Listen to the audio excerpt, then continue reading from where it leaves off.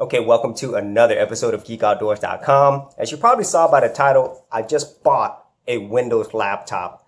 Now, it's been a long time since I bought a brand new Windows machine. And you might be wondering, why did I do that? Am I leaving Linux? Well, the answer is no, I'm not leaving Linux, but I'm going to explain to you why I bought a Windows laptop. Now, if you watch my channel, you know that the main operating system that I use is Linux, specifically Linux Mint. But I also use Windows 10, and I also use Apple Mac as well. It really depends on what the work and the clients need. Unfortunately, not everybody in the world uses the Linux desktop. Now, another thing is my main laptop right now, it's right here. I am running Linux Mint on it. This laptop is an HP, and this is actually an older laptop. This actually came out in 2014, so it's 4 years ago at the time of this video.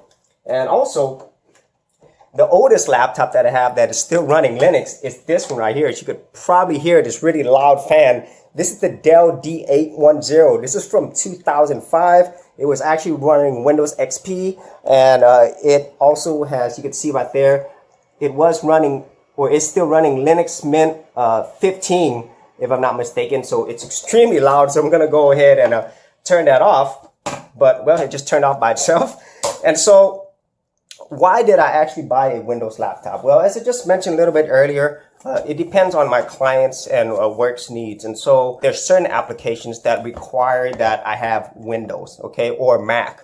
And so if it's not available in Linux, or if there's not an easy way for me to actually use the applications in Linux, even through a virtual machine, then the best case for me is to actually get a machine with that operating system on there. So it saves me the headache of doing that. And so what I'm going to do today is I'm going to go ahead and unbox this Windows laptop, which I have not bought a brand new Windows machine, I would say, in more than 8 years. All these other machines that I have right here, they were all formerly Windows machines. This laptop was running Windows 8.1, and obviously the old Dell was running Windows XP. And obviously, I put Linux on all of them, okay? Now, on this one, I need it for Windows. And so what I'm going to do is I'm actually going to put Linux in there in a virtual machine. And so let's go ahead and do this unboxing.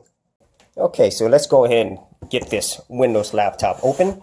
This is actually a Dell Inspiron. And so it's not going to be the most advanced model, as you'll see really quick. And this is so weird opening a brand new Windows machine, because those computers that I showed you earlier that did have Windows, they were actually both news, so I have not bought a new Windows machine. And like I said, in probably like 8 years or maybe more. So this, all right. So there is the actual machine. Let's see, and here's the power plug. So as you could probably tell, this is not a powerhouse, and I did that specifically for a reason. And so here it is. This is definitely not going to be breaking records when it comes to performance, but it'll do the job. So there it is. This is the Dell Inspiron, and let's see what it has. Ooh, check that out. That looks crazy. Oh yeah, that's high tech. I'd say for sure.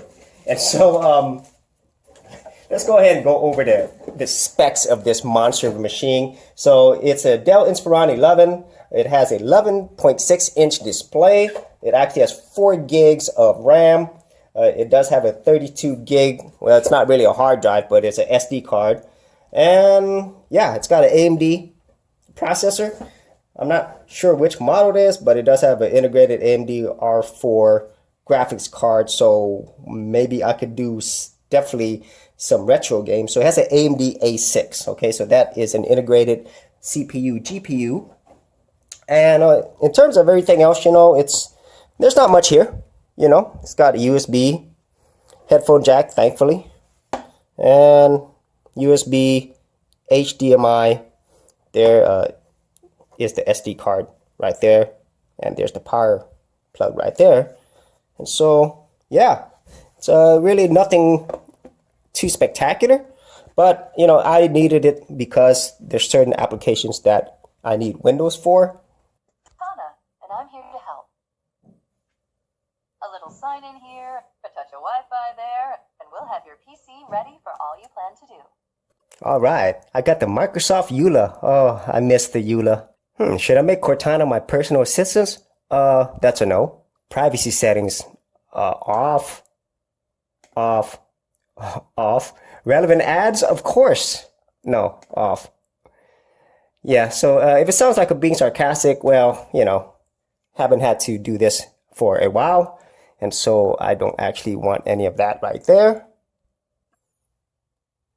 All right, as you can see, there is Windows 10, and this is not new for me because I'm already using Windows 10.